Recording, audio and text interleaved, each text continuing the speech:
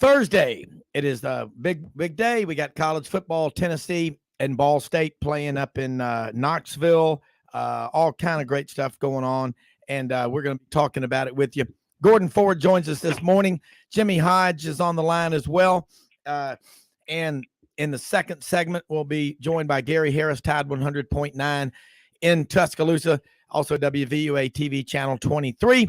Talking with him as Alabama gets ready to play Utah State from Logan, Utah. That's where they are, the Aggies, man. They're building some kind of a program out there, 11-3 last year in year one under Coach Blake Anderson, who left the Burrow from Arkansas State after 1 year, big season.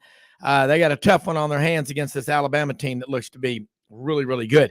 Top of hour number 2, we'll be joined by Utah State Athletic Director John Hartwell, a Mobile native who is going to be coming in. Obviously, he's in town there in Tuscaloosa. They're going to be in for the big game this weekend. We'll talk with him, just get his perspective on being an athletic director at a group of 5 school, playing a Power 5 school. What does that mean financially? And also talk about possible playoff expansion earlier than we've anticipated.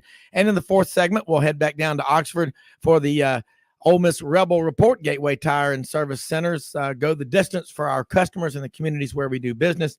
Yancy Porter will check in talking about the Rebels. But we're with you 6 days a week, folks. www.sidelines.live and on Facebook, Twitter, YouTube, all social media, LinkedIn, Instagram, you name it. We talk college football in the South and around the country. We do it 6 days a week. We stay on sports. We don't talk politics. We have a great time. And let's get started. Gordon, love having you on here this morning. It's football tonight. You know, it doesn't matter who you're playing. I know up in Knoxville, you know, Tennessee gets to play tonight. And then this weekend, the other 12 SEC schools, well, 13, because Vanderbilt played last Saturday in Hawaii. They'll play again. But it's a great time of the year.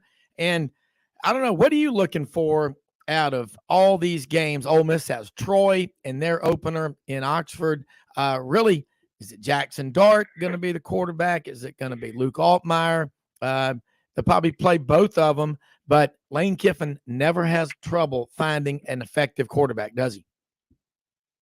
No, he really doesn't. Actually, he has 3. He has another guy named Kincaid Dent. That's it. He's about 6'5", and when he was originally recruited, a lot of people thought he had a shot at starting, and then he got hurt. But you asked me about, you know, what I look for this weekend. I mean, one of the things is the Georgia-Oregon game. And really and truly, I think Georgia should pound. You know, Oregon is just down on the West Coast. I don't think they'll give Georgia much of a game. And then you have Mississippi State at Memphis, a revenge game. I think State comes in there and State pounds them. Well, Gordon, that line, and Jimmy and I were talking about this yesterday, it went from 8 all the way up to 16 points, minus 16 Mississippi State. And this is year 3 for Will Rogers in the Mike Leach system. Historically, a quarterback in his 3rd year under Mike Leach does really well. He does. And, you know, I think, if I'm not mistaken, Will Rogers led the league in passing efficiency. And, you know, he's a very good quarterback. I mean, he was highly recruited out of high school.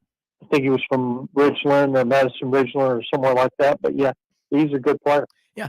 And, Jimmy, we love to talk about Mike Leach and the air raid, but the running game, they really use the short 3 and 4 yard passes as a de facto running game, don't they?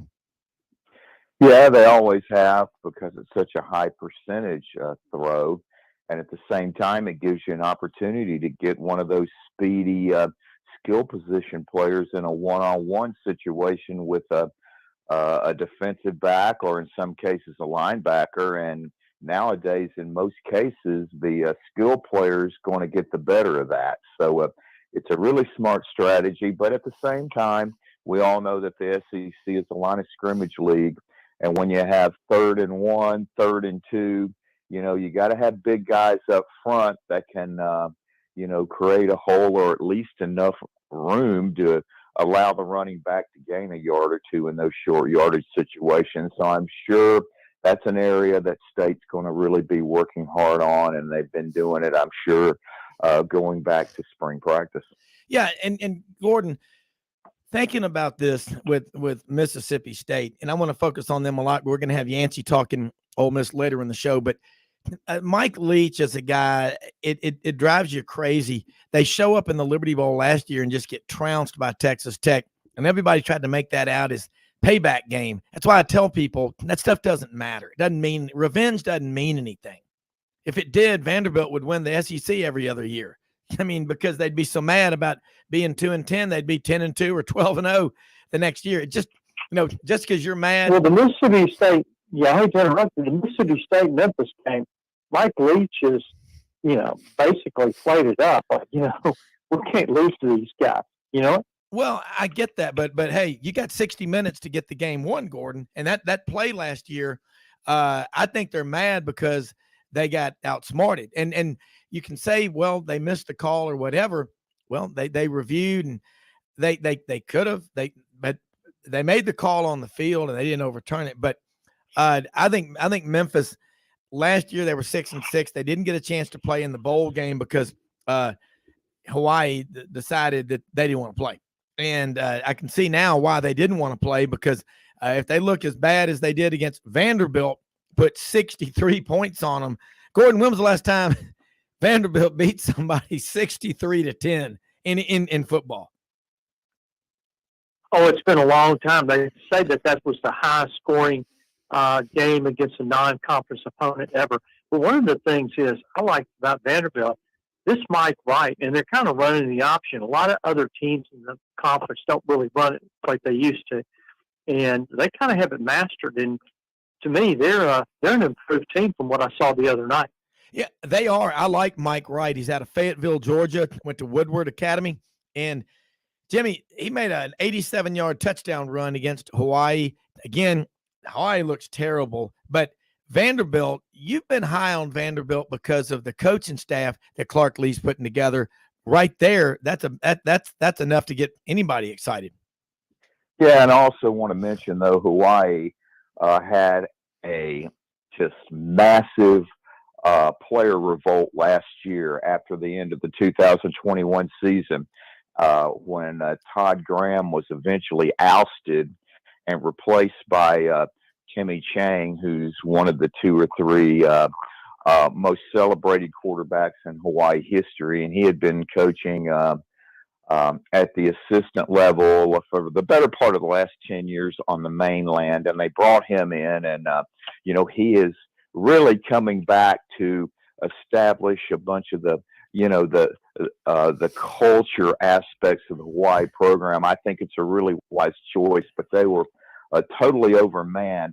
But as far as Vandy goes, again, what Clark Lee and his staff have done with this program in just a year is really impressive, because last year they were beaten decisively by East Tennessee State. Their only points in the opener were on a 52-yard field goal by ex-Alabama kicker Joseph Bulovas. And this year, what really impressed me in the game last week was that on the opening possession of the game, Hawaii went 75 yards in about 8 or 9 plays, and it looked really easy.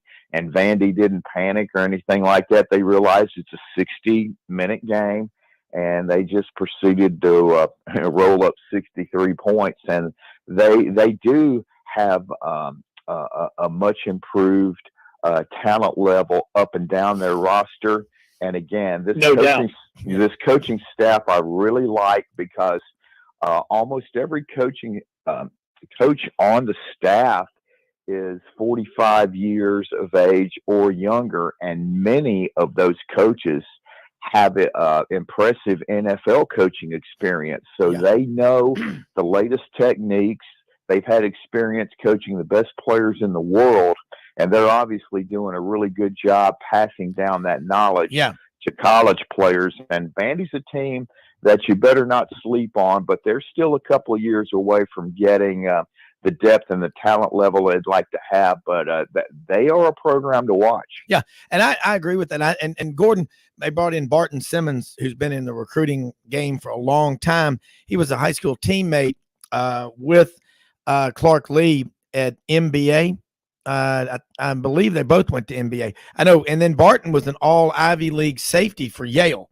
But it's, again, they're taking the data list out there and digging deep. And again, you break it down, 3,300 kids a year will sign Division I scholarships. There's now 131 D1 teams because James Madison, they've entered into it this year, their first year.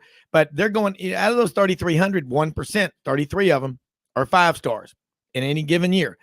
350 to 400 are 4 stars. So let's say there's 450 4 stars, about 400 4 stars, 33, really about 2,900 of those 3,300 kids that sign D1 are 3-star or 2-star or not even rated.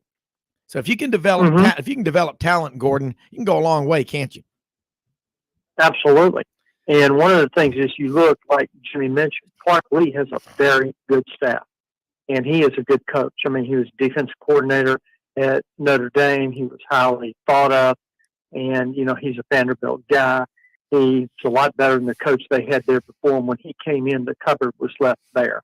And as you see that Derek Mason went to Auburn, and it didn't really work out there, and he ended up leaving. But I just don't think that they were well coached. Now, when James Franklin was there, they were a whole different team. But Clark Lee, I think he'll do some good things. Yeah, and I think people look at Vanderbilt and they say, why do they consistently lose? They've got to decide that they want to be competitive in football. And I think Clark Lee has been brought in to do exactly that. Now, supposedly they're putting $300 million into athletic upgrades. Saw where First Bank, headquartered in Nashville, bought the naming rights to Vanderbilt's stadium. That's a big deal for someone to come forward and do that, because that's a big commitment. Vanderbilt hasn't made any improvements on that stadium, guys, in the modern era, have they? I mean, it looks like an old WP. No, not to my knowledge. And I'm going to tell you, if you've ever gone to that stadium, which I'll be there for the Ole Miss game, one of the things is they've got, like you said, $300 million. I mean, why have they not done anything before? The SEC money's rolling in, blah, blah, blah. But the bottom line, you get in that stadium, and if you have to go to the bathroom or something, it takes you 25 minutes to get down there. I mean, it's a funky bill, too. It is. But they definitely need to upgrade that to compete in the new SEC. Well, they do. And you think about money, Gordon. You and I living in Memphis, we know a lot of Vanderbilt people. They've got, I don't think they ask their alumni for the money for athletics. I know academically, hell, I remember 30 years ago when I first got in the bond business, they had a $3.2 billion endowment back then in the early 90s. Can't imagine what it is now. It's a private university. They don't have to reveal that. But that's the other question I have is there's over $700 billion nationwide built up in endowments for colleges and universities, yet the cost of tuition just keeps going up. So really, what are these endowments for? Maybe somebody can explain that. I kind of have an idea being in the business that I'm in and you're in, but still, Gordon, will Vanderbilt push it? Will they really go through on these facility upgrades? Do you believe them? I don't know if I believe them or not, especially when they hired that athletic director they got there. And I just don't know. I think it's about time that they step up and quit trying to be, stylish and all that, and actually get people in there that know what they're doing and try to run the university and make it better. And I don't know if they're, I think they talk a lot, but we'll just have to wait and see. But if you ask me right off the top of my head, no, I don't know if they're going to follow through with it or not. If they do, it'll be 10 years down the road. And I'll be old and won't even care anymore.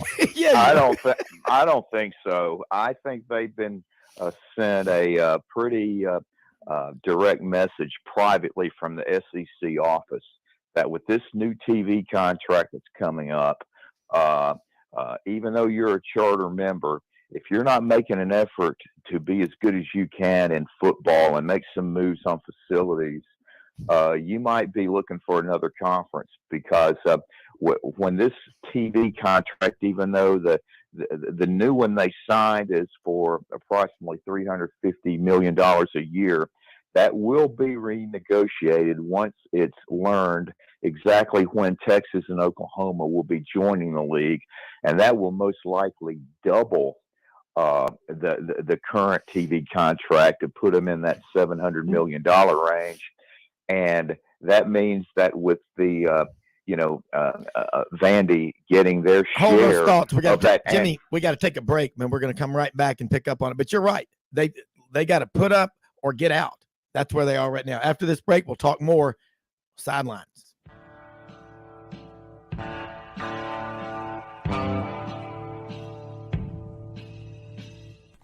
Red River Ford and Toyota, located in Wynne, Arkansas. If you're in the market for a new or used car, truck, or SUV, call, go online, or drop by and see them.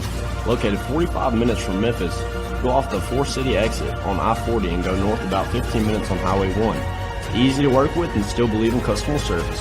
If you live out of town, they will deliver your vehicle to you. RedRiverFordToyota.com. Just see what they can do. Strengthen your seed zone this spring with quality tillage equipment from House Industries. Located in Cherry Valley, Arkansas, House Industries specializes in manufacturing superior equipment that will minimize your downtime and keep you working in the field. To ensure the highest quality control, all design, fabrication, and testing takes place in a 99,000 square foot manufacturing facility located right here in the heart of the Delta. Locate your nearest House equipment dealer online at houseindustriesinc.com. House Industries, breaking ground. Sidelines with Rob Brown. Talk sporty to me.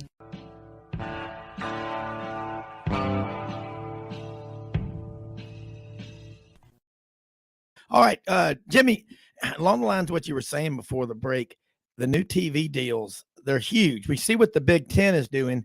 The SEC bringing in Oklahoma and Texas we don't know how soon it's going to be. We know when it has to be by 2025 when they come into the league, but there's just a lot at stake. And I think the conference schools, if you're not building and taking this money and putting it to use, what are you in this conference for? I mean, tell me about. I think with this new contract, and that will be, like I said, when Texas and Oklahoma officially join, and the powers that be know exactly when they will be participating in league play, then that's going to be probably around $700 million alone just on the TV contract. That's not mentioning bowl money that each school will share and all of that. And I have no doubt that Vandy is going to be using a huge part of that money for football, because all of this expansion and the TV contracts, that is football driven. So you'd better be using that money if you're Vandy for football. And I think they will, because again, I think the SEC has probably sent them a pretty direct message about that. And again,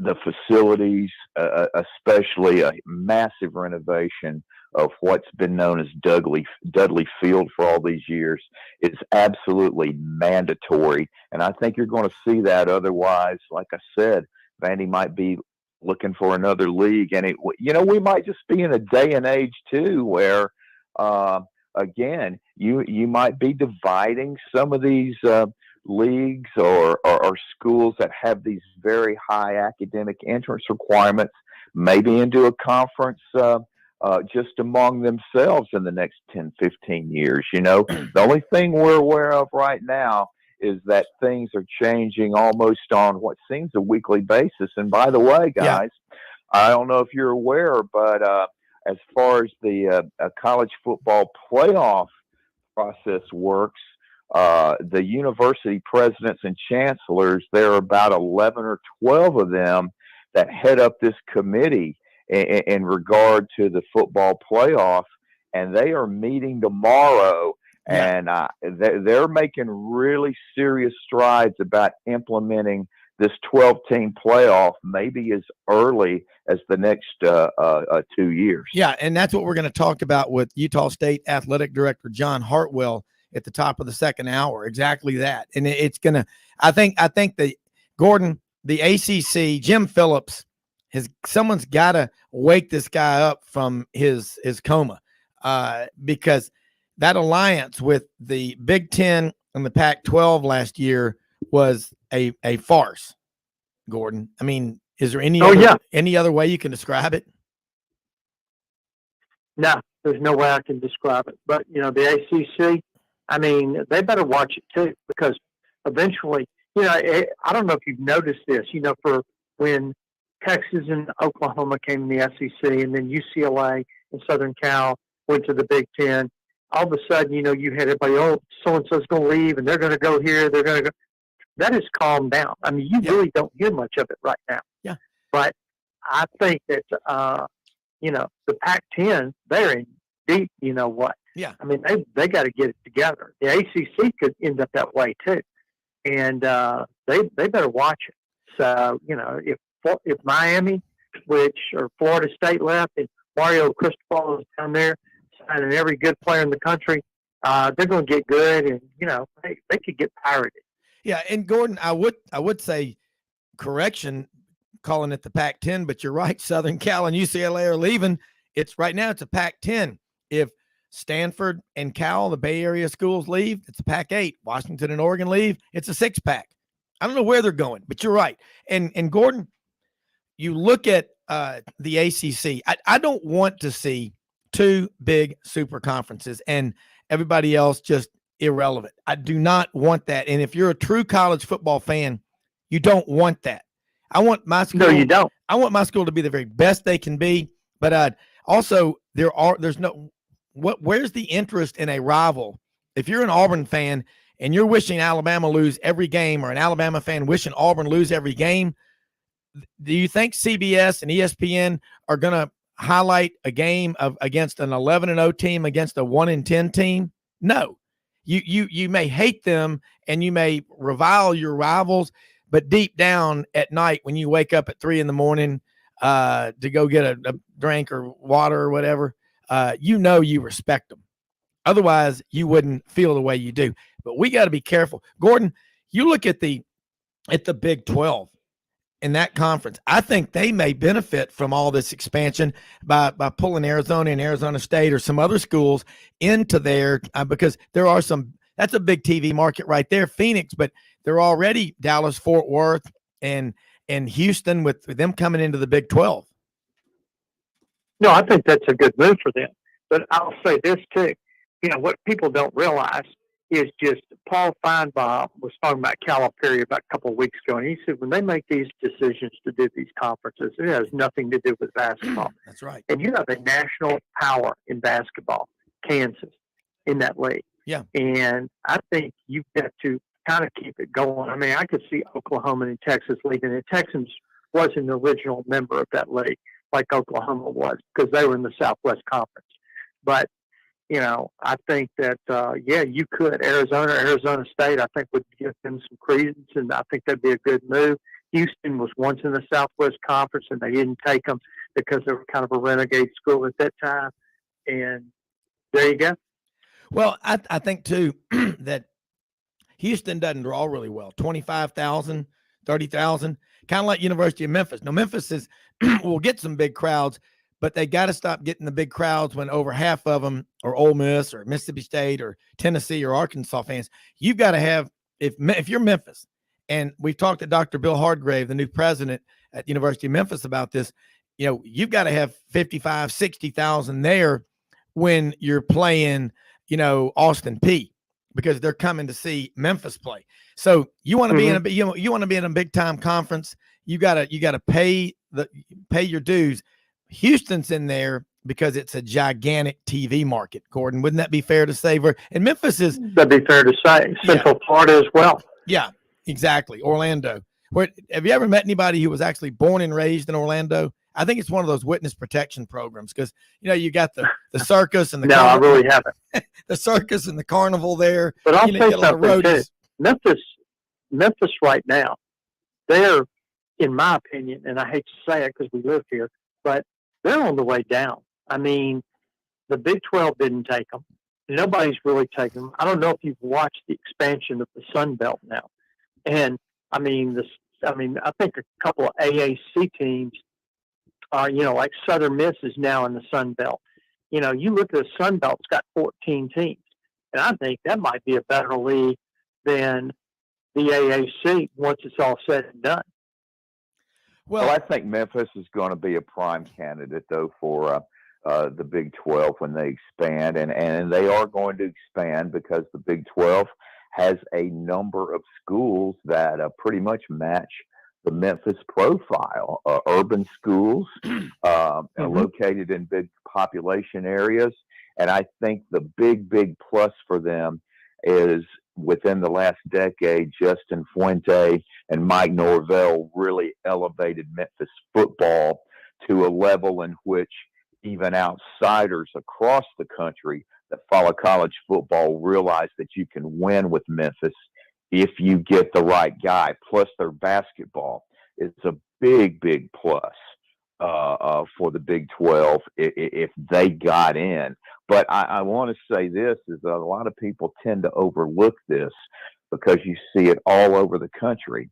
And, even though Memphis is not a major market, but just like with Nashville, cities that have acquired major league sports teams over the last 20 years, when you get a major league sports franchise, it has an ability to suck up all the air in the room.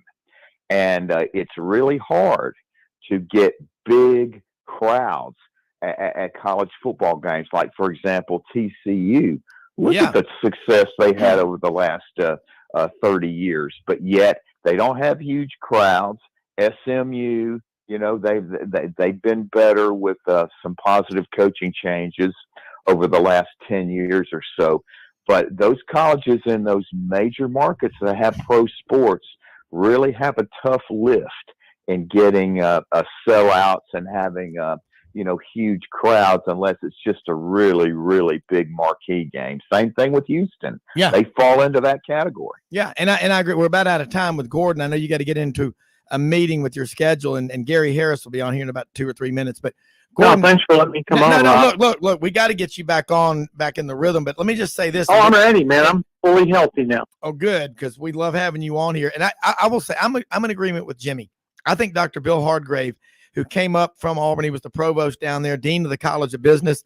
He was at Arkansas, the University of Arkansas, for 17 years. He's from Clarksville, Arkansas, over between Conway and Fort Smith. I think he was brought in to put together a power group in Memphis to make that happen. But the people of Memphis, if you're listening, you want to be in the Big 12, act like you're in a big time conference now. You can't wait. You got to act. That's how you do it. You got to push. But Gordon, great stuff as always. And I will talk to you today after the show, but appreciate you taking time to call us because it's football tonight. I know you're going to be looking through your neighbors if they have the blinds pulled up. The cost of cable. Don't forget Missouri's on tonight as well. I know. Yeah. We forgot. By Louisiana Tech. Yeah. Yep. Not to be thinking about that, but Missouri as well. And they, look, it doesn't matter. It's college football, Gordon. So anyway, love this and appreciate you being on here with us. Thank you. Appreciate you having me on your program. Thank you. Well, yeah, but listen, this is fun. We're going to be joined in just a minute by Gary Harris. And Jimmy, I totally agree with what you said. The Big 12 profile, it is changing. Now they've got small towns like Ames, Iowa for Iowa State, Lawrence, Kansas for Kansas, Manhattan for Kansas State. And you look at, TCU there in Fort Worth, and SMU is a school that they're not in the Big 12. But you've got Houston, Cincinnati, Central Florida, and BYU. Now, obviously Cincinnati, big TV market. Not top 10, Central Florida, Orlando, big market. Houston, top 7 or 8 in the country TV market. And then BYU, you've got all the Mormons. They've got the BYU channel. So I think when they start looking at putting leagues together, they definitely take that into consideration. Memphis is 1.3 million people in the ADI. That's a media acronym for area of dominant influence, but you've also got FedEx, you've got AutoZone, you've got Memphis has 5 or 6 billionaires in the city of Memphis. And it's not on them to do it all, but they certainly can give you some momentum. But it takes a populist movement, Jimmy, on the part of the fans in the city, and you got to have the right leadership. But I think Dr. Hargrave knows, while he's the president of Memphis, he needs to do what he did with the College of Business at Auburn, which is now larger than the College of Engineering, and that has never happened before. He laid the groundwork for that. Keep your eyes on what Dr. Bill Hargrave does at Memphis. He's a doer. He's a producer. He's a get her done kind of guy. Jimmy, I got to ask you about this Missouri La Tech game tonight. That will not be an easy, hey, we're from the SEC, boo. And they're going to have to work a full 60 to get a win. Yeah, I think Missouri is well aware of that. They know they're going to have to scratch and claw every time they go out there. But I think Drink is a really a nice fit for that Missouri program because, he's aware of their situation, and he knows they just have to, build on this thing. And I think also from just a monetary standpoint, the new TV contract, and then again when Texas and Oklahoma join, it's going to represent even more money that's going to be available to the school just off the TV contract. Yeah, to where they can really make some noticeable, improvements. And the way things are going right now, despite whether anybody might not like it, we are moving to a Power 2 and everybody else.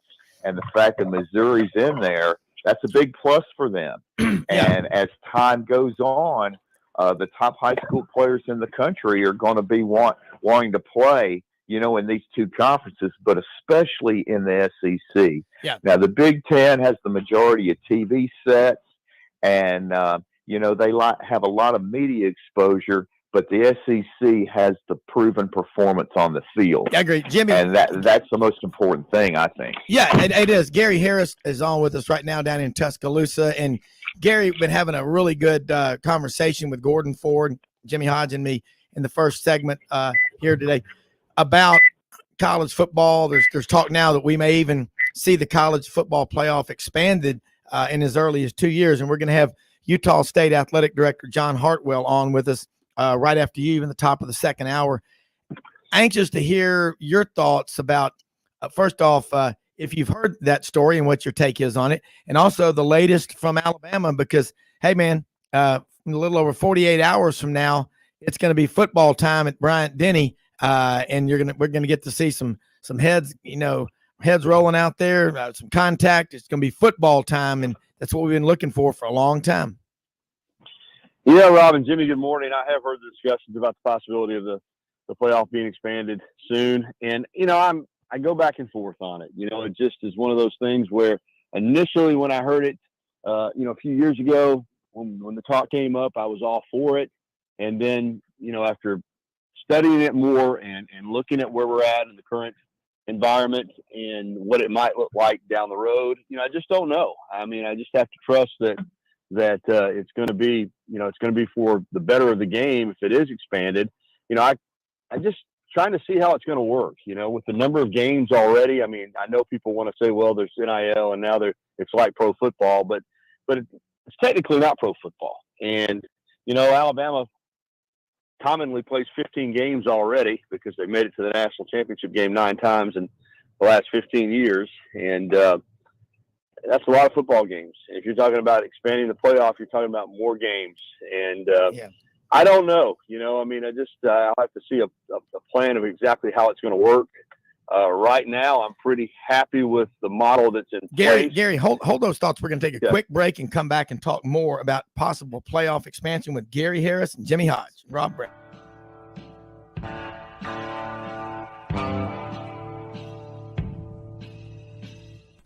Red River Ford and Toyota, located in Wynne, Arkansas. If you're in the market for a new or used car, truck, or SUV, call, go online, or drop by and see them. Located 45 minutes from Memphis, Go off the 4-city exit on I-40 and go north about 15 minutes on Highway 1. Easy to work with and still believe in customer service. If you live out of town, they will deliver your vehicle to you. RedRiverFordToyota.com. Just see what they can do. Strengthen your seed zone this spring with quality tillage equipment from House Industries. Located in Cherry Valley, Arkansas, House Industries specializes in manufacturing superior equipment that will minimize your downtime and keep you working in the field. To ensure the highest quality control, all design, fabrication, and testing takes place in a 99,000 square foot manufacturing facility located right here in the heart of the Delta. Locate your nearest House equipment dealer online at houseindustriesinc.com. House Industries, breaking ground. Sidelines with Rob Brown. Talk sporty to me.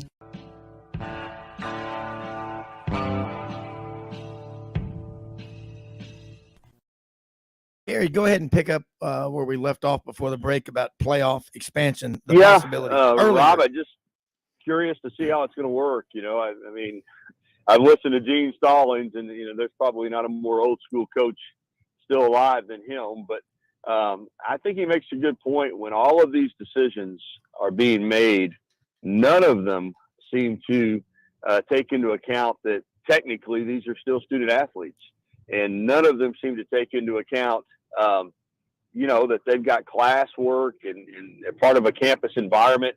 I mean, expansion, going across country to play games, adding more games, adding a playoff. It's all just, it's all built around making more money and adding visibility for the sport. So again, and Jimmy have discussed this in the past, that the model is much more like professional sports.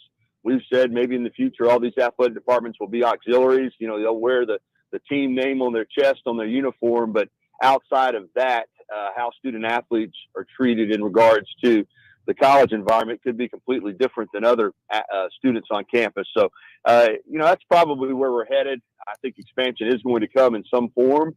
Again, I don't know if it'll be as soon as 2 years, but it might be a little bit later than that. But we'll see what happens, and just have to trust that they're going to do it with the best interest of not just making more money and expanding the sport, but trying to keep in mind that these young men and women that are involved in these sports are still students too. So, but we'll see.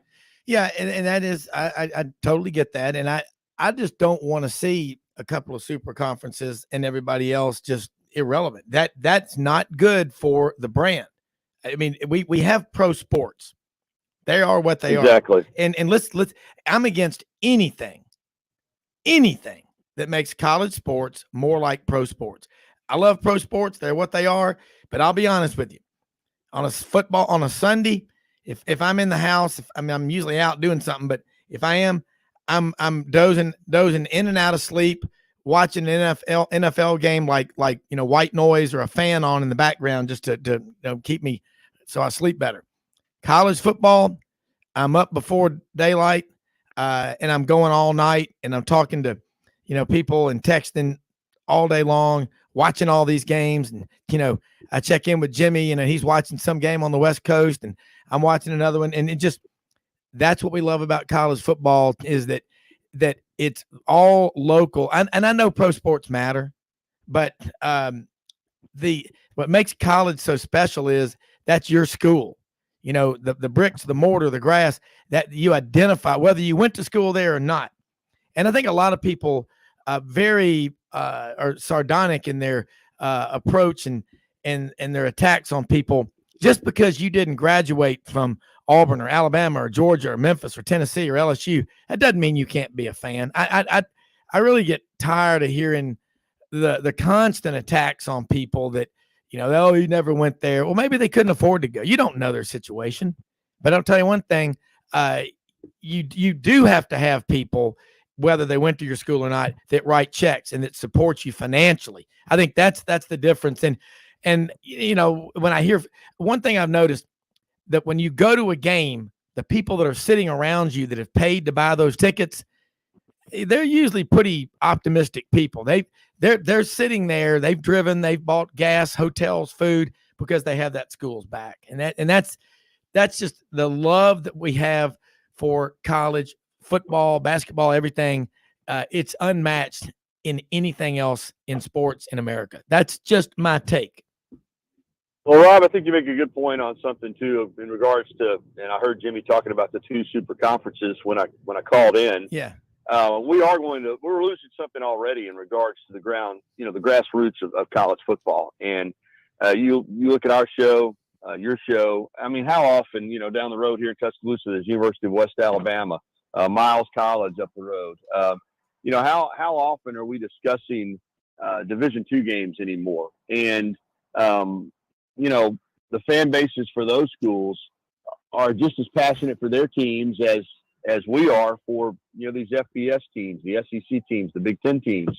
Yet, there's just not a lot of interest in that anymore. And outside of just the alums and the few people that support those schools on a week-to-week basis, we're losing a lot of interest in those schools and what they represent. And I'm with you. I'm afraid that the bigger this model gets and the more forward that we go with this line of thinking, that we're going to start losing some of these schools. They're just not going to be able to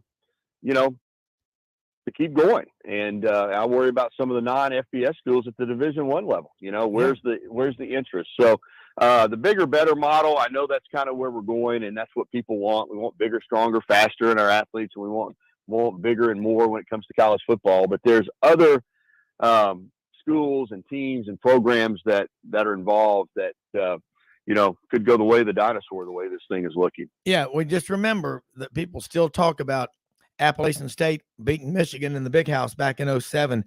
That's the stuff about college football that gets people so excited. I think David was a 40-point underdog to Goliath, and people still talk about that.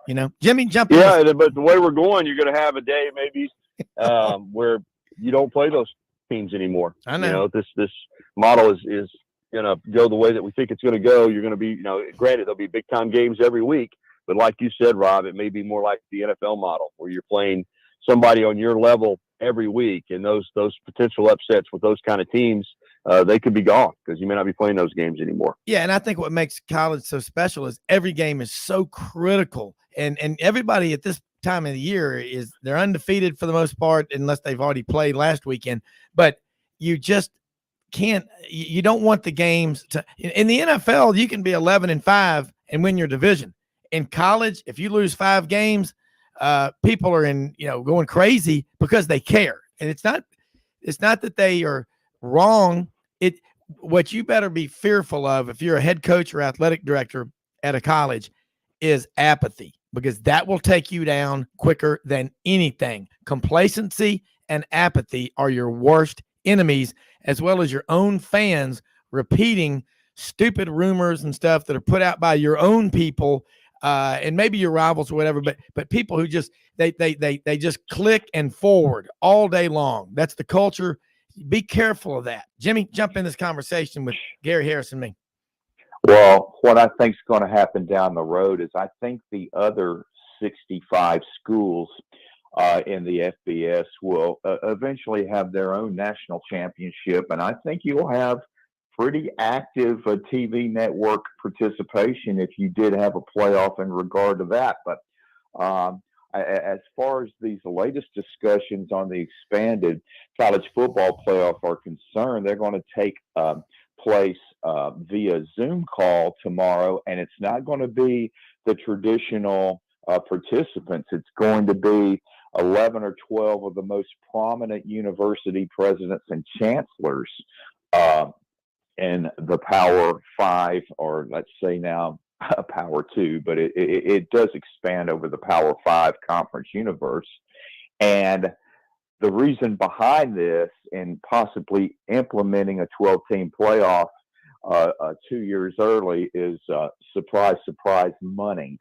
The bean counters at those schools have discovered that by implementing a 12-team playoff 2 years early, it would bring an additional $500 million to the coffers, of these schools, and that gets the attention of even college presidents and chancellors. So it's going to be really interesting to see how that works out. But I do think, Gary, in the 12-team playoff format, you'll see a scenario in which the top 4 seeded teams will have a bye, and then the other 8 teams will play what is essentially a quarter final game, and then the number 1 seed will play the lowest ranked team that wins their quarterfinal game. Number 2, the second highest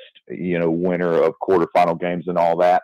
And I think what would also be tremendous about it is that it would eliminate opt-outs of the major bowl games, because I think you're going to see the top 7 annual bowl games be in a rotation to where 3 of the sites get the semifinal games and the championship, and then the remaining 4 will get the quarterfinal games. And I think at least in the first 3 or 4 years, that's how it's going to work, and then they may just fine tune it. But I think it's great in a lot of ways, because that gives so many more fan bases and programs and rosters and coaching staffs really an opportunity to see light at the end of the tunnel, saying, hey, we can be part of this national championship process. And they just want an opportunity at it. So I think there's tremendous positives to it. But again, there's a lot of things like logistics and all that type of thing that, you have to look into. But I'm really kind of enthused about the possibility. And not only does it help the marquee teams, especially if you might lose a game or 2 by playing in a very difficult conference, but also you may have lost those games because of injuries to key players. And by the end of the year, you might be at full strength, and now you've got a legitimate chance to win the whole thing. Yeah, Jimmy, that's a good point. And Gary, jump in on this one. Okay, well, I listen to Jimmy very closely. He makes some great points, and as I said, we're going to adapt and we're going to all adjust regardless of how they do it. I would be surprised personally if they could get this in place in 2 years and have it up and running, regardless of whether they want to or not. I still think there's going to be just a lot that goes into that. I mean, we're talking 2 years from now, man. It would have to move fast, and it could happen, I guess. We'll see. But, Jimmy makes some good points. I mean, obviously there would be more people involved. More people would feel like they had a legitimate chance to win the national championship. So, I'll go with it either way. I mean, it's what's going to happen is going to happen. Yeah. And, that's kind of what I've learned to, as a sports fan, is just what's going to happen is going to happen. And when it happens, we usually still love it.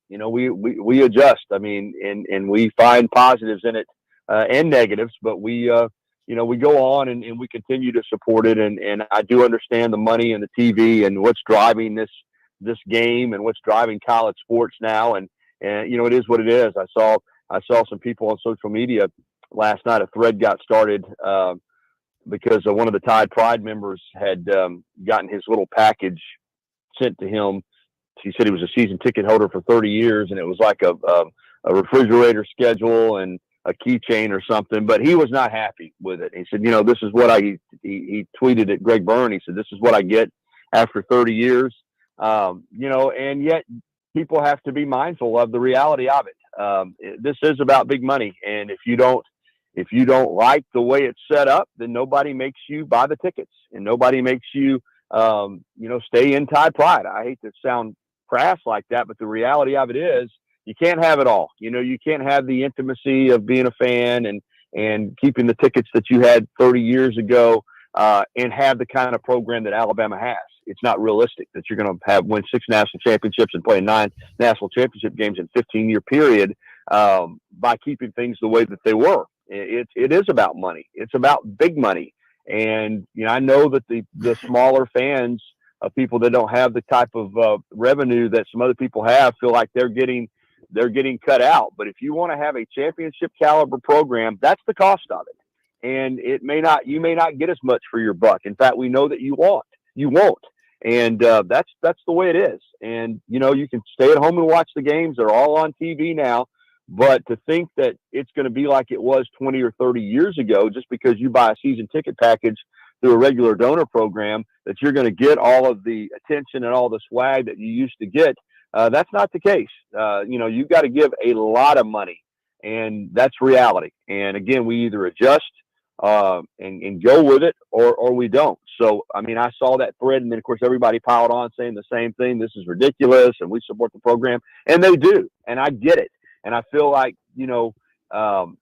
if you have been a ticket holder for a long time and you feel like you've invested in the program, that there's some hurt there and there's some disappointment. But the reality is, what you give as just a regular season ticket holder, a Tide Pride member these days, while it does help, it isn't what moves the needle in terms of the kind of program that they have here in Tuscaloosa. And if you're going to keep the program at that level, it's going to cost a lot of money. Yeah. And if they don't come up with it, then they're not going to keep winning the way that they're winning. So all this is driven by dollars and cents. And that's the new world that we live in when it comes to college sports. All right, Gary, we got a couple of minutes before we go to the break, and I know you've got a show at 9. What's the latest from practice and all from Tuscaloosa as the Tide gets ready for the Utah State game Saturday night? All looks good right now. I mean, I think that they're in a good place and ready to play. You guys know how it is after you've been preparing for a game and it's close. You want to get out there on the field and play. I think Utah State is a solid team. I told some people here locally that this isn't a team that's just going to come in here and roll over. 11 wins a year ago, defending conference champion, have a game under their belt. Clearly, Alabama is better and should win the football game, but Utah State's going to come in here ready to play, and they're going to keep playing for the full 60 minutes. So a lot of people are wondering, can Alabama cover the 41-point line? I think that's the big question here in Tuscaloosa, and I think that that's a lot of points against this team, particularly the fact that if you are up big in the second half and you start taking guys out and putting younger players in, they're going to keep playing. Utah State, the Aggies are going to play it for a full 60. So I kind of like their ability to keep it within the number. I can tell you that. I'm going to pick Alabama 55-17, but I would, I don't gamble, but if I did, I'd take the points in this one. But I think Alabama's better, and I think they're ready to go. And got the reigning Heisman Trophy winner at quarterback, got arguably the best player in the country on the defensive side of the ball, and Will Anderson Jr. So they should win this game in by a pretty significant margin. Yeah, and like you say, we're almost out of time. Alabama has the returning Heisman Trophy winner and arguably the best player. How many other teams in America can say that? That is how strong this program is, and it didn't happen without a lot of financial support, and they get it. But one thing for sure is who owns college football? Buddy Martin's right. It's the fans. And the fans, you support it the best you can and hope for the best. Gary, tell people how they can follow you and keep up with you on social media as well. Yeah, at Gary Harris _WVUA, at Gary Harris _WVUA is the Twitter account. Tide109.com is the radio show website and for the station, and WVUA23.com is for the TV station. So, you can follow me at any of those avenues and keep up with all the sports news that I provide here in Tuscaloosa. Thanks, guys. You do a great job. Thank you so much, Gary. We'll take a quick break and be right back with John Hartwell, Utah State AD, after this.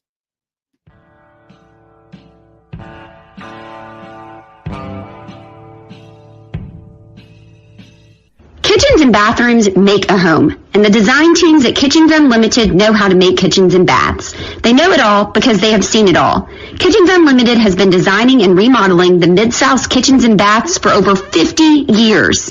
Check out their showroom at 3550 Summer Avenue or visit them on the web at kitchensunlimited.net. If you have a crash, dent or ding, go to G.E. Patterson and BB for Tom Martin's Body Shop. Come on down to Hewlett & Dunn Boot and Clothing Company, located on Historical Square in Collierville, Tennessee. Hewlett & Dunn is the second largest Filson dealer in the Southeast, stocked with Southern brands you know and trust. And a new inventory arriving all the time. Do yourself or someone you know and love a favor and visit this store. Open Monday through Saturday, 10 a.m. to 5 p.m. Red River Ford and Toyota, located in Wynn, Arkansas. If you're in the market for a new or used car, truck, or SUV, call, go online, or drop by and see them. Located 45 minutes from Memphis, go off the 4 City exit on I-40 and go north about 15 minutes on Highway 1. Easy to work with and still believe in customer service. If you live out of town, they will deliver your vehicle to you. RedRiverFordToyota.com. Just see what they can do. As an agricultural producer, no matter where you farm, minimum tillage is a primary concern each and every season. At House Industries in Cherry Valley, Arkansas, we manufacture equipment to help you maximize efficiency when planting and watering a crop. Pieces like the pulverizer, bedder roller, 3-bar do-all, and bed conditioner assist you in optimizing seedbed preparation and ultimately your bottom line. Visit HouseIndustriesInc.com to locate the dealer nearest you. House Industries, breaking ground. Sidelines with Rob Brown.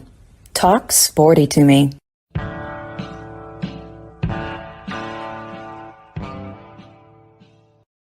All right, Rob Brown back here with you. We are breaking ground, like ECS House Industry says. And tell you what, it is it's harvest time, man. They're starting to cut rice up here in Arkansas and all farms all over the country, all over the South.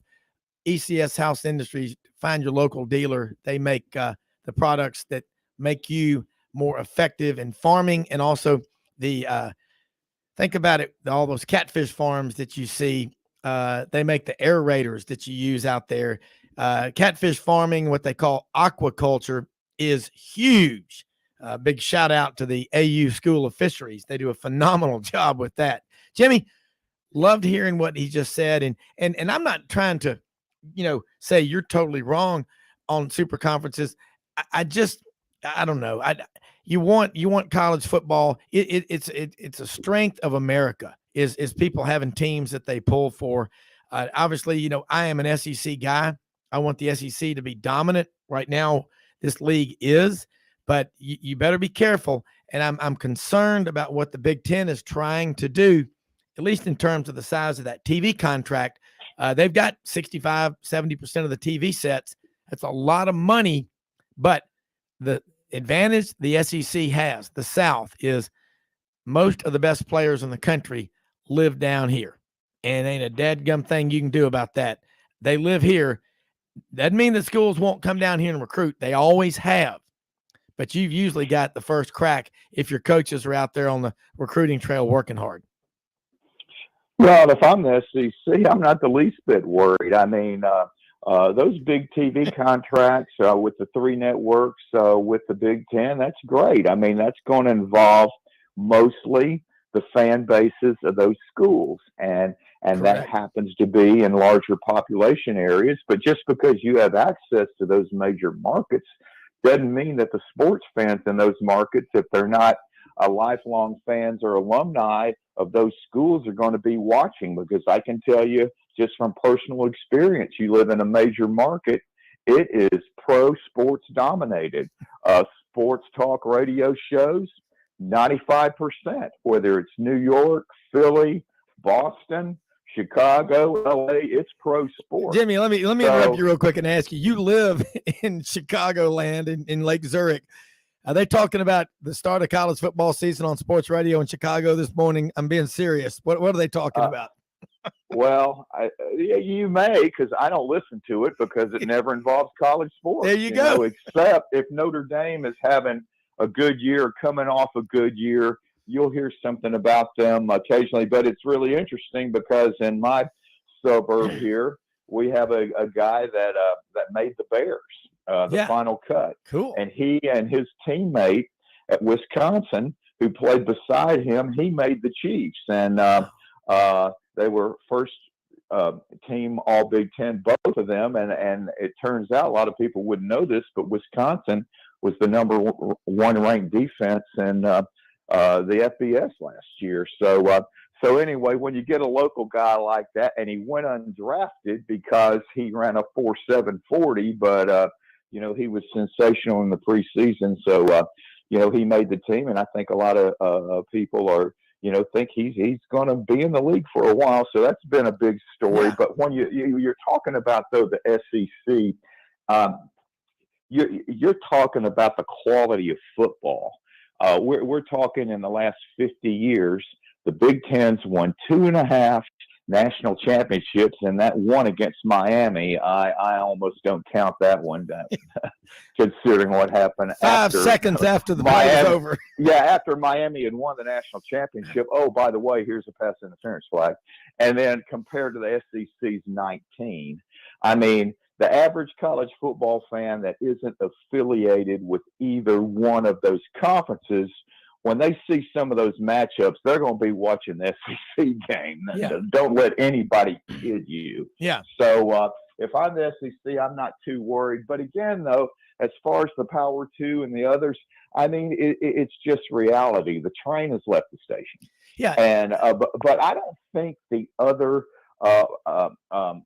schools are going to be completely left out. But again, I do see both the SEC and the Big 12, Big 10 eventually expanding, and they're going to pick off the cream of the crop in the other three leagues. The only reason there hasn't been more expansion, even after USC, UCLA, is the fact that the Big 10 and the SEC are waiting on what Notre Dame decides to do. And I think they've told everybody we're going to hang tight for at least another year, maybe two.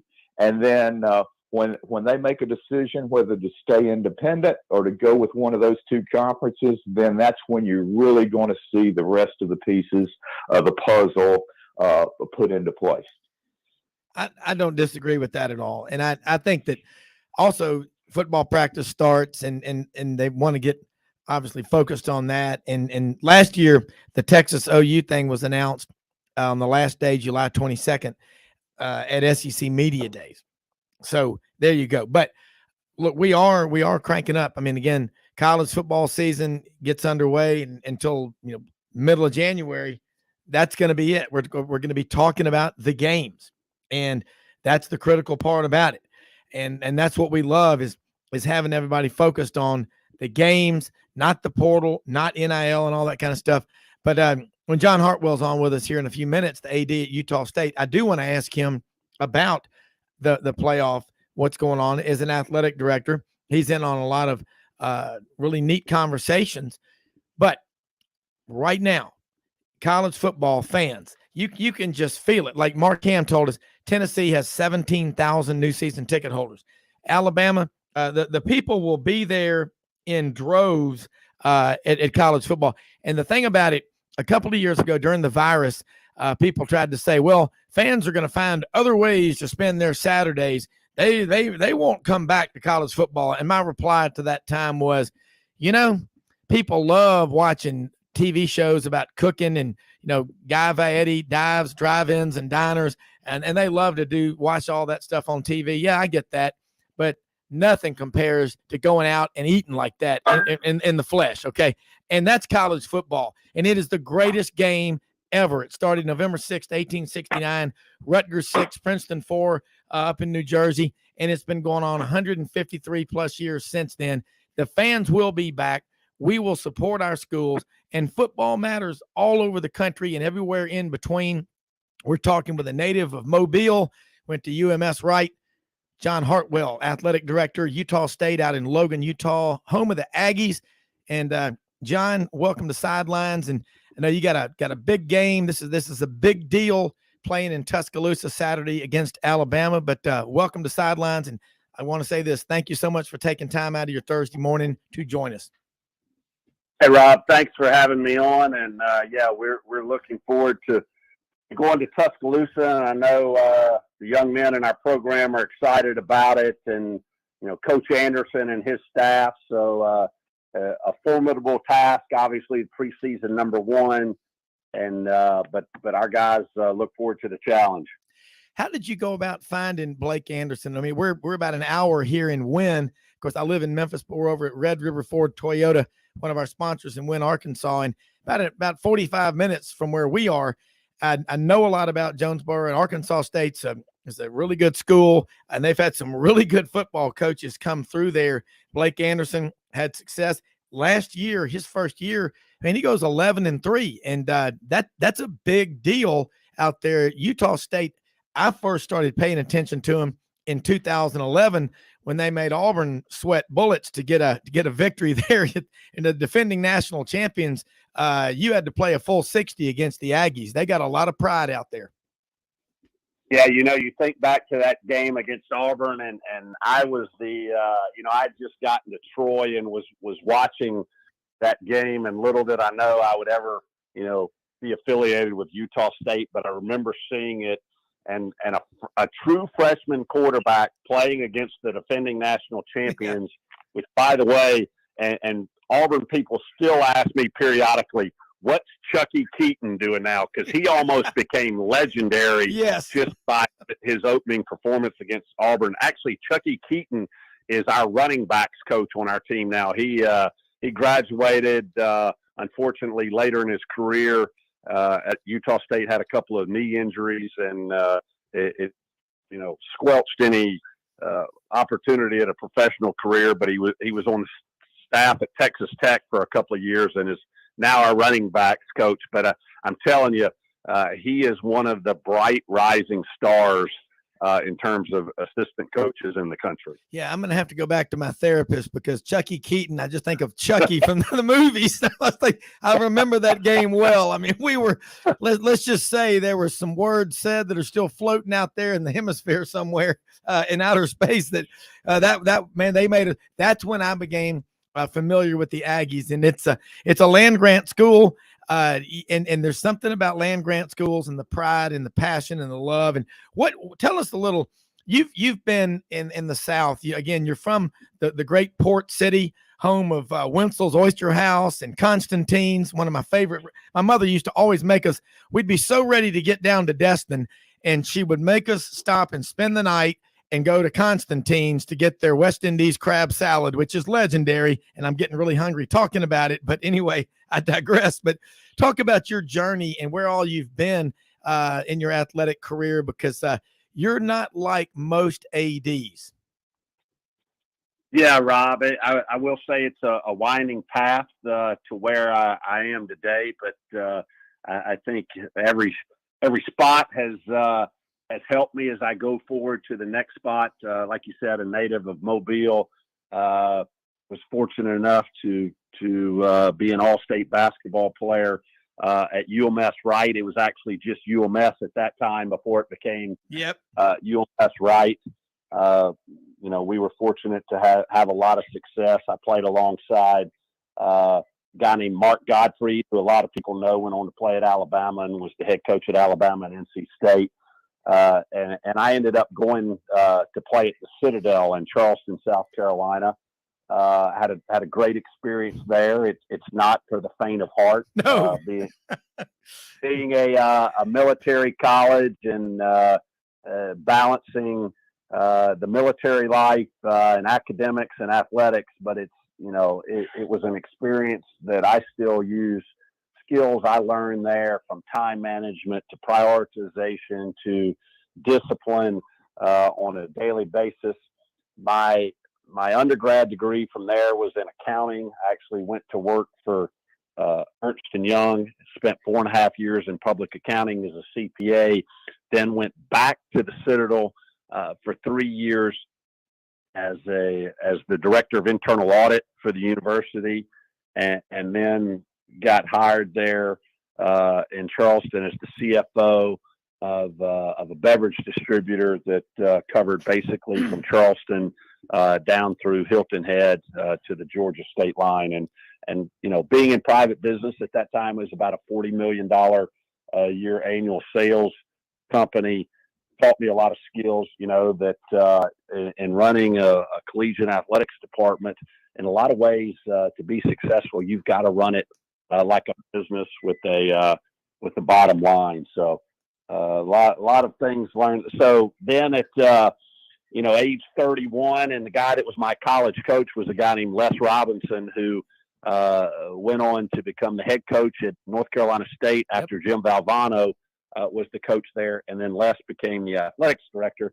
So a conversation we were having summer of 1997, and Les said, "Hey John, you should really consider getting into athletics administration." He said, "Soon to be gone are going to be the days where athletic directors are just old coaches who migrate into that position said your financial skills, communication and people skills, and the people you know in the business, you really ought to consider it. So like I'd listened to him on several things, almost like a second dad. I did that. December 1, 1997, my first day in college athletics. I went from making, really good money in the beverage business and took about a 40% pay cut to go be the associate AD at Georgia State downtown Atlanta. So I was there with Lefty Drizel when he was the basketball coach there in the early days of getting football started up. In 2003, had the opportunity to go right down the road from where you are to Oxford, Mississippi. Spent almost 10 years at Ole Miss. I was there from the early summer of 2003 until late summer 2012, when I had the opportunity to go back to my home state of Alabama, to Troy University as the athletics director there. Was there from 2012 to 15, and ended up coming to Logan, Utah in the summer of 2015, and have had a great ride here since. You knew, I guess, Larry Blakeney when you were at Troy. We had him on the show. He was a Sigma Nu at Auburn and good friend with Ralph Jordan Jr. And you've been all over. And wow, you talk about depth right there and seeing firsthand how building an athletic department takes place. It takes a lot of dedicated people, doesn't it? Yeah, it really does. And, I think one of the important things that, everybody wants to win. Winning is extremely important. Fans want to win. Your student athletes want to win. Coaches want to win. Everybody wants to win. But, what's really key, and I remind our coaches and staff of this all the time, is, hey, none of us have a job if it's not for, at Utah State, we have about 400 student athletes. None of us have a job if it's not for those 400 student athletes. And our job on a daily basis is to provide them the tools and resources necessary to be successful, first off in the classroom, because that degree is going to serve them long beyond when their playing career is over. Secondly, on the fields of play, because yes, winning is important, and we want to give our student athletes the best opportunity to win. But ultimately, it's about them being successful in the game of life long after they've left Utah State University. And so to give them the life skills and the experiences that give them a sound foundation for going forward, whether they're a doctor, an attorney, a school teacher, an NBA player, any of those things, just to give them that sound foundation. So I think that's really important. Well, and John, your background, 4 years in public accounting with E&Y, that's one of now the big four. There used to be the big eight, but that's all changed. That's made you so aware of fundraising, getting out there, and it's an arms race in building facilities, not just in where you are in Mountain West, but in the SEC and everywhere. We're about to go to a break, and I don't want to get started and then have to cut you off, but that's the thing that you as an athletic director has probably made you one of the more, hotter commodities per se out there, because you understand the importance also of engaging with the fans. And I want to get into this after the break, because fans feel like, hey, man, we've been pushed out. You can't park here. You can't park there. You can't do this. What can we do? And we want to talk about this with Utah State Athletic Director John Hartwell, a native of Mobile, right now, UMS right, after this quick message on Sidelines.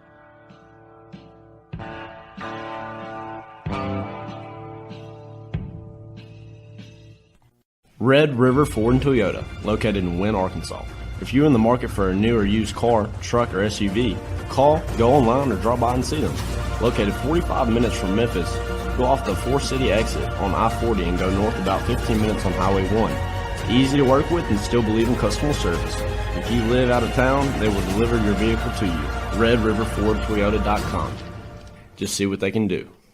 Strengthen your seed zone this spring with quality tillage equipment from House Industries. Located in Cherry Valley, Arkansas, House Industries specializes in manufacturing superior equipment that will minimize your downtime and keep you working in the field. To ensure the highest quality control, all design, fabrication, and testing takes place in a 99,000 square foot manufacturing facility located right here in the heart of the Delta. Locate your nearest House equipment dealer online at houseindustriesinc.com. House Industries, breaking ground. Sidelines with Rob Brown. Talk sporty to me.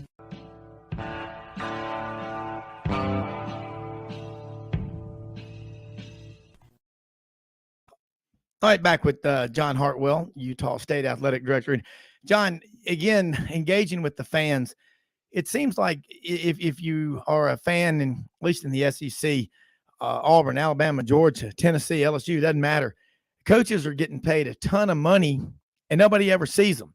There's no access in the media hardly at all, and they just, if I'm a coach wherever, after the game, man, I'm going to go out and, they may not like it sometime after a loss, but go out and visit the tailgates and go engage with the fans. I mean, I think about coaches in the past, people knew them. I mean, they came to dove hunts and there was just interaction with them. And I just think I would love to see an athletic director who would foster a spirit of, a popular spirit at a school. And I know you got to engage with the big donors and all, and that is critical, but talk about what, you're from the South. I mean, and athletic director positions, they open. I know Alan Green is gone at Auburn. What is there interest in ever for you coming back into the South? I know you've got a great job at Utah State, but you've got a hell of a resume. No, well, I appreciate that, Rob. And I want to go back to the question you posed before the break, which ties into what you just had to say there. It's not rocket science in terms of, whether it's with donors or university administration or, bowl officials or apparel and footwear companies or any of the external or internal groups that you work with. We're in a relationship business, and it's, I talked about providing the tools and resources for the student athletes, and those are our first and foremost relationships, and especially from a coaching perspective because they're with them day to day. But from an athletic director standpoint, man, you got to build relationships. It's about having familiarity with folks, them having familiarity with you, them trusting you, seeing that you're a real person. Yeah. And I do think, that, there are certain institutions and certain locales, and I would say most all of the SEC schools are that way. And they want people who will roll up their sleeves and go to work and bring that that mentality of, hey, what am I doing today, and what is our entire staff doing today to make Utah State athletics better or XYZ University better, and that is their operating mode all day, every day, and a significant part of that is generating resources, and resources are through your donors, whether it's buying tickets or making annual contributions or contributing to a capital campaign to build facilities, or getting involved in NIL collectives, a whole host of things that are out there, and that is really important about building those relationships. And I think that's something that plays back to my time, whether it was in public accounting or in private industry as CFO, is the ability to understand business and have a business perspective. And a lot of the donors that you deal with are successful business folks. So I think building that credibility there based on experience and based on relationships is really, really important. Yeah, and it is everything. I know Doug Dean in Birmingham is on the line with us right now, and Jimmy Hodge. And Jimmy, I know you got a quick question, and then I know Doug wants to have one before John is through, so we'll make them quick and to the point. Yeah, John, I couldn't help but remember when you were talking about a Chucky in that Auburn game. When you took a double-digit lead with maybe 2.5 minutes left, Auburn fans were leaving the stadium. And then they score a touchdown. They get the ball back on one of those high bounce onside kicks. And what a lot of people don't realize is that, and probably maybe nobody, because I just had inside information on it, but that Auburn victory was what got Alabama into the national championship game, because of the computer aspect of the formula that was involved in deciding those final two teams to get in. So it was just crazy. But I wanted to ask you about just how hard and just how much work is involved to get Utah State to where they are right now, because 10 years ago, they were struggling from a facility standpoint, financial standpoint. And of course, the first time that Gary Anderson was there, his first run there, did a tremendous job in kind of getting things going. And then you came in 2015 and you've done a lot of work with the facilities. And just think, though, a lot of people don't realize the league you guys are in, that Mountain West, is a tough league. And for you guys to win it last year and just make the advances that you have, I mean, a lot of people on the outside, they just don't realize the amount of work that you guys have done and what a tremendous accomplishment that is. And you guys deserve a lot of credit. Well, I appreciate the kind words, and yeah, whether it's 2 of the last 4 years in football finishing final top 25 poll, or over the last 4 years in men's basketball, 3 NCAA tournaments and 1 NIT tournament. But success like that doesn't happen by snapping a finger or say, hey, we want this to happen, and so it's going to happen. I think one of the big keys is having a vision, communicating that vision, and having buy-in of all stakeholders. And when I say all stakeholders, that starts internally with your coaches and your staff, and ultimately back to the student athletes. But I think it's also university administration and your donors and everybody involved in the program. And it's competitive as heck out there in college athletics in any league. You referenced the Mountain West and Boise and San Diego State and the Air Force Academy, Fresno State, all having success. No different than in the SEC, whether it's Alabama or Auburn or LSU or Texas A&M. So to be success, and everybody wants to win. No, losing sucks. Nobody wants to lose. And so in order to be able to do that, it is so key to get everybody pulling on the same end of the rope, pulling in the same direction. And we've been fortunate to be able to do that. We've had great donor engagement, and obviously that engagement has allowed us to build some of the facilities that we've done. And yeah, it's a challenge every day. But again, I think part of this thing that makes Utah State very special is we operate with a little bit of a chip on our shoulder, and I think that's good. I've always been that way. It's roll up your sleeves, let's go to work. And you know what? Everybody that we're playing is saying, well, gosh, that's Utah State. How can they be that successful? And I'm like, hey, if you're operating with that chip on your shoulder and you're saying every day that I'll be damned if people are going to question us, we're going to be successful. I think that drive and that energy fuels success. Yeah, I do too. Doug Dean, jump in.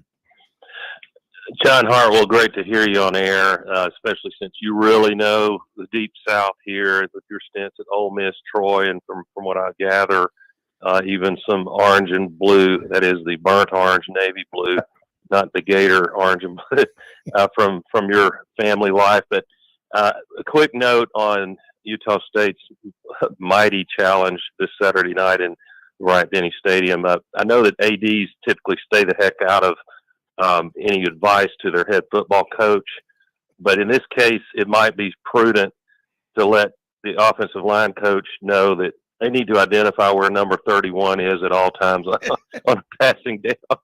Will Anderson, I told the guys early in the week, if he's not a candidate for the Heisman as this year progresses, it would be surprising to me.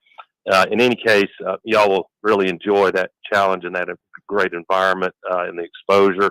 My question really, and I apologize that I'll ask you to use Auburn football as the proxy or the example in answering this question for obvious reasons. We've got a vacancy at the AD position there. But there, on one hand, Auburn is an established top 15-ish football brand with 3 Heisman winners, and I could go on. On the other hand, it's arguably, especially under the footprint of Coach Saban and all he's done, dominating college football since his arrival in 2007. But if you were advising or being asked by that search committee just to talk, not specific to your candidacy if you ever were a candidate, John, but what do you see in the Auburn brand, and is it in fact a sleeping giant? It's kind of silly to say that because Auburn has been to the mountaintop as recent as 2010, could have been there in 2013 in Pasadena. But what would you do uniquely, strategically, to enhance and position the Auburn brand in this modern era to be as competitive as we've been in the past? Yeah, I think just, from a 10,000 foot view, you look at the success as you have talked about. Auburn has won national championships, and not just in football. Football is absolutely the engine that drives the train all over the country. 99.9% of athletic departments, save maybe Gonzaga, UConn, places like that, where basketball may bring in more money, but it's the engine that drives the train. So success in that sport that drives revenues and helps you in every other sport, I think is vital. And when you look at Auburn, there's been success. Bruce Pearl, and what he's done with the basketball program is right on the doorstep of a national championship. Gymnastics, baseball, across the board. So that program is built for success. Football has not been there the last few years, but again, it goes back to my example in the last question. You've got to have everybody pulling on the same end of the rope, and continuity and having people all in for the common goal is so important. You may say, well, gosh, donors aren't making the block or throwing the pass or making the shot or making the putt. Why do they matter? Because it's about building the culture and the chemistry, and you've got to have people who are fully engaged for the success of the program. And I think that's really important.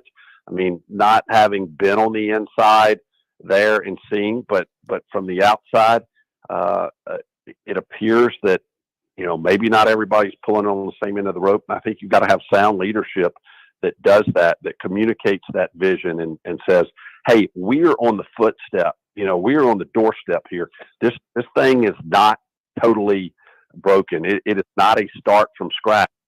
And I think that's really important to communicate. And I think part of that is not only relationships with donors, it's relationships with head coaches. And that's one of the things, whether it in my time with the sports I supervised at Ole Miss or at Troy or at Utah State now, I think if you talk to the coaches in our sports, they feel totally supported. They feel like, they're in unison with our vision, with my vision, and that carries over to student athletes too. And I think that synergy, you got to have that synergy to succeed at the highest level.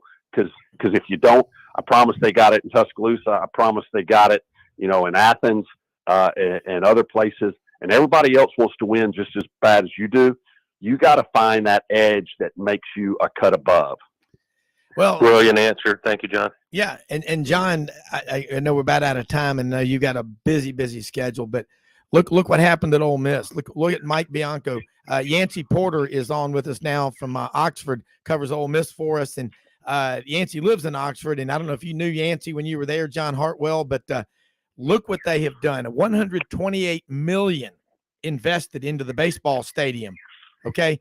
That's just unbelievable. And I think about a guy like a Butch Thompson, a native of Amory, Mississippi. What a great guy, whoever the new AD is at Auburn, Butch Thompson, Greg Williams, Bruce Pearl, all these coaches, Brian Harsin, they need somebody that'll have their back. Boy, and I don't know what's going to happen, but man, John Hartwell, wow, is this one of the best segments we've had. And I want to get, no matter what, I want to get you back on again soon, just because you understand the landscape. And like Jimmy said, Chucky Keaton, man, Auburn fans still have nightmares. That put Utah State on the map, in my opinion, because of their ferocity. And with an AD like you and the programs that you've got, man, you're a proud Aggie. And man, this has been, like I say, solid gold. And we thank you so much for your time. Hey, Rob, I appreciate it so much. So, all I've been doing is just trying to get on base. You've got that cleanup hitter, Yancy Porter, coming in. Yes, I know Yancy well from my days there. He's got it teed up, and I promise you, he's going to hit it out of the park. But see, hey, Yancy, somebody like me, I've slowed down a little bit. You're going to have to get it out of the park, because if I had to go first to third on this next segment, I think I'd pull a hammy. John, it's so good hearing your voice. How have you been?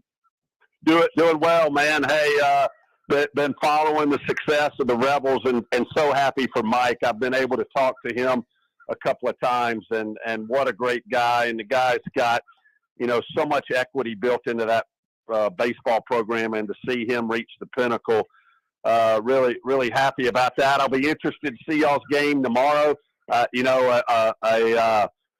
An Ole Miss tidbit here. So John Sumrall, who is the first-year head coach at Troy, and I think John is going to be a rock star. I was reading something only about 3 weeks ago, and it's the high school football coaches in the state of Alabama ranking relationships and touch points with coaches in the state of Alabama.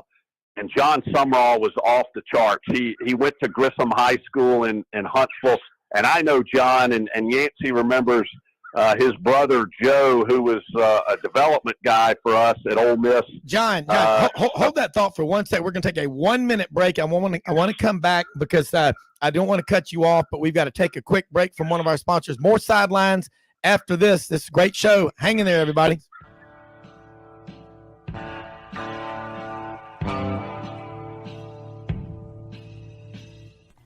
Red River Ford and Toyota, located in Wynne, Arkansas. If you're in the market for a new or used car, truck, or SUV, call, go online, or drop by and see them.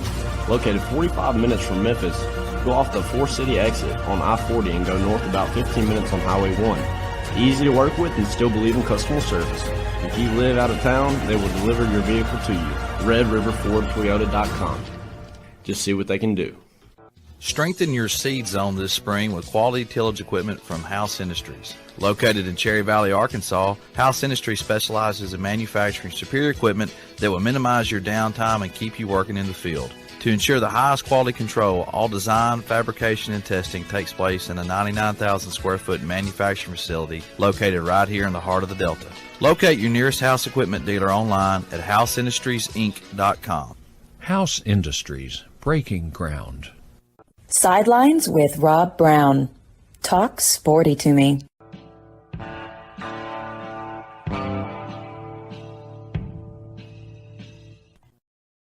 Let's keep this going. John, you were making a great series of points before the break, talking with Yancy Porter, Doug Dean, Jimmy Hodge, Rob Brown, all here with you on Sidelines. John, carry on.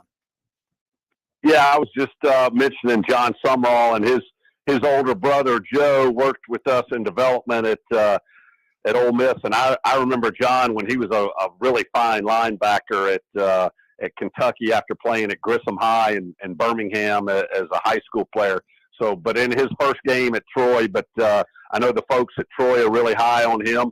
Folks in Oxford are familiar with him because he was the linebackers coach for a couple of years for the Rebels. But look forward to seeing that tomorrow. Hey, and a little Utah flavor for the Rebels. Jackson Dart, one of the quarterbacks on the roster there, is a Utah kid. Yeah, Don, I was actually talking to Coach Summerall on the Rebel Yell hotline this past Monday, and we were mentioning you and talking about how much we miss you here at Ole Miss, and we're both keeping up with you from afar out there at Utah State. And it does surprise me what the athletic department has done under your leadership. I know you got to be proud. Oh, I appreciate that. Yancy, yeah, miss you guys too. Miss being able to come to Handy Andy and get a good sandwich every once in a while. But yeah, been following you guys' success, and best of luck as you enter this season. And we'll try to give you a little scouting report from T-Town Saturday night when we go there. I know it'll be a tough game as always. It's always Saban has that program on top every single year. Something probably never be seen again in any of our lifetimes.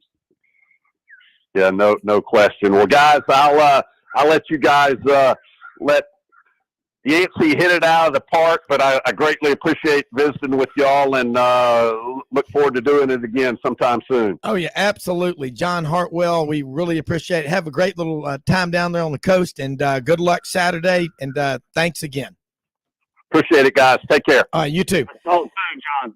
Hey, Yancy, I tell you one thing, it is a small world, man. I think everybody knows Yancy Porter. Man, and we're going to get Hartwell, you talking about a great candidate for Auburn to be the AD. He knows the landscape around the South. He's not many people better work with the alumni, raising money, knows the coaching landscape. I mean, look, he knows Summerall, where he's from, where he played high school. He can do that pretty much with any coach in the SEC. The guy's, he's one of the top guys. There's no question. If I were Auburn, I would definitely at least be looking at his resume at the minimum. Yeah, I'm his resume is about as impressive as and I talked with him last night. Wow, you're right, and he's close to Mike Bianco. And speaking of Mike Bianco, I hope he's doing well. You know, there were people picking out flowers and a burial suit and went by the crematorium, last season to pick out a plot for him in the crematorium and the columbarium or whatever. And he wins the national championship. And Yancy, as a native of Mississippi, you got to be really proud that you are living in the state that's the center of the universe for college baseball. But we got football coming up too. Y'all are playing Troy Saturday, but it's just a great time of the year. You're 9 years old. It's Christmas Eve. And, Jimmy knows this, Doug, we all know it. You're wanting that 10 speed from Schwinn. It doesn't get much better than this, does it? No, it doesn't. I mean, the weather's even starting to change. We're getting, mid to upper 80s the last week or two. We're done with the dog days of August. It's football time. Everybody, there's a buzz around Oxford. It's definitely football time. Everybody's ready for Saturday. Everybody's ready to see what's going to happen here at quarterback. I honestly thought the last time I was on your show, Rob, I guess that was about 2 weeks ago, that he would have named a starter on Monday, but he didn't. And that's not so that Troy, to play coy with Troy and coy with Troy, which way to defend Ole Miss. I mean, it truly is that close. Everybody really, not everybody, the majority of the people believe that Dart is going to be the starter come Saturday. I'm of the belief that it could go Luke Altmaier's way, but we'll see. Yeah, well, Lane Kiffin, again, he's like Gordon Ramsay. Nothing goes out of that kitchen on somebody's table at his restaurant unless it's perfect. He always finds quarterbacks, no matter where he is. You've really piqued our interest talking about the depth on the defensive line for Ole Miss? You think there are about 14 guys, a lot of second, third, fourth round draft picks, maybe not top 5, first round picks, but hey, 2, 3, and 4, to have that kind of depth, you got to be excited about that as an Ole Miss guy, because that makes whatever issues you have in the secondary less obvious if you're putting a lot of heat on that quarterback, don't they? It does. There's a guy, though, that could really be developing past that mid-round draft pick, and that's Cedric Johnson, number 33 from out of your great state of where you cover over there in Alabama, in Mobile, Alabama. He's kind of taking it to another level. He was backing up a lot with Sam Williams, that's really showing out right there with the Dallas Cowboys. So while there's not that just star power there on the defensive line, I think Cedric Johnson could be taking that step towards that level. You know what? You talk about Ole Miss. Last year, you win 10 games. Your defense improved dramatically. I think that the Ole Miss fan base now, they're on cloud 9, and that's a good thing to have. So that's good. Jimmy, jump in here with Gordon Ford, and I think he's got Heckle and Jekyll the crows in the background. Somebody's got some crows in the background. I'll tell you, one time about 7 years ago, I went and bought a hot dog from one of the hot dog vendors in Memphis, and it was wrapped in aluminum foil, and I put it on the hood of my truck, and I'm not kidding you, a crow came down and took it because, they like shiny things, and I was like yelling at him, and he just took off with it. But anyway, go ahead, Jimmy. Well, even the crows are ready to roll in Oxford. Right. I mean, that gives you an idea. It might be the sign of a pretty good year, but yeah, I mean, we're past talking season, I think, as Steve Spurrier would say, and we have a couple SEC teams in action tonight, and I just think everybody's ready to get rolling on it. And of course, the big question in Oxford is who is going to be the starting quarterback, and it appears no matter who it is, the starter better play pretty well, or he might not be the starter very long. No question, Jimmy. I'm totally with you on that. Whoever rolls out that first play Saturday, that doesn't mean that they're going to be the guy all through the season. I think both of them are fully capable, and if one of them is not playing to Lane's liking, the other one will come in and get his chance. Yeah, and I've heard a lot about Kincaid Dent, not only in the spring, but during preseason camp. And here he could play for a lot of other teams. So, how do you see his status if, he plays minimal downs this season? You got to think in this day and age, and the fact you can go somewhere else and have immediate eligibility, that he could really help somebody in the future. Yeah, unfortunately, I just don't think that Dent is in the picture right now. It's a little puzzling, but look, Lane is there every single practice. The media gets to see limited action. He knows more than myself, and that's for sure. But I think something will have to go seriously wrong with both with both Altmaier and Dort for Dent to get in there. So. It doesn't look like he's in the picture right now, but I do agree with you. He's a guy for this transfer portal that could go to another school and vie for a starting job at another SEC school. He's that good. Will he do that? I don't know. You got to remember there's buildings named after their family all over the Ole Miss campus. So they are red and blue through thick and thin, but we'll see. Have there been any surprises in camp in regard to maybe players that a lot of fans and followers of Ole Miss football aren't aware of, or weren't kind of expecting maybe to stand out in camp and show that they might be contributors to the success of this team?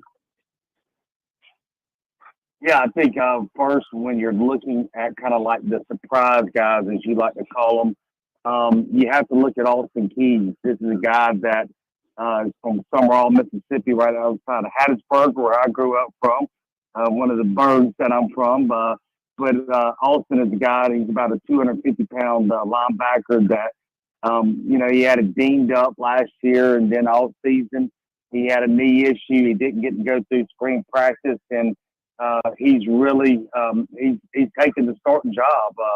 So that's really kind of one guy that I think that fans didn't really see a lot of last year. That is going to make a lot of headway this year. Another guy that maybe they saw, but maybe the nation doesn't really know about a lot is DeAndre Pratt, the cornerback. He came to Ole Miss as a freshman, really into the season as their best defensive back his freshman year, but didn't make his grades, had to go to Northeast Community College for a semester, missed the 2020 season, the pandemic season, and then came back last year, retook the starting job, kind of played in and out with a couple of the other defensive backs there. So he's really kind of merged as really stalwart back there in the backfield.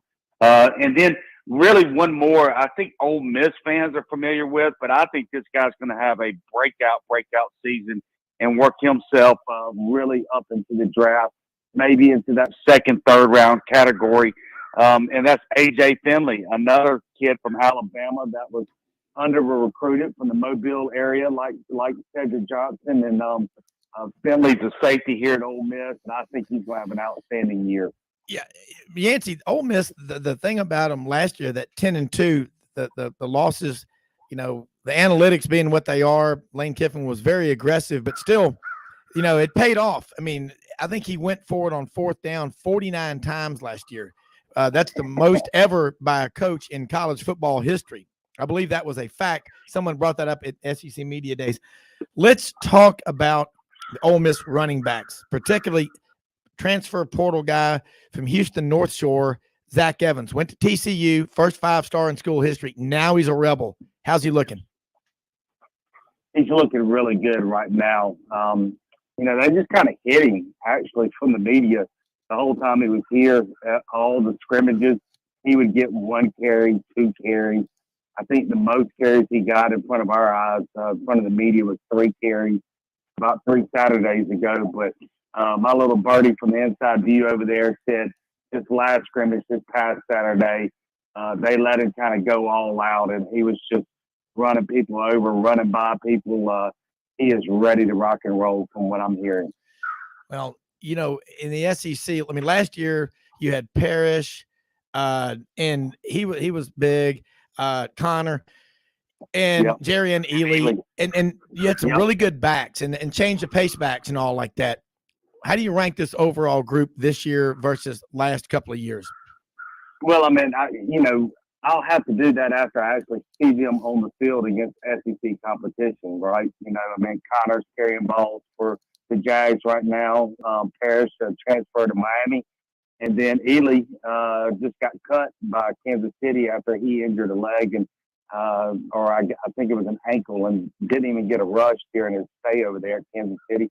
I imagine somebody would pick him up in the waivers and give him a chance on the practice squad and let him develop some. But, Quinshon Judkins is going to be one of the top freshman running backs in the SEC, I believe. He's a guy, another kid from Alabama, from Pike Road, Alabama. Yeah. If you see a really theme right here, under Kiffin, they really got some guys out of the state of Alabama that were highly recruited, but the tide didn't just go all out to get, right? Yeah. So they've done a good job of getting some guys over there, kind of like State did years back.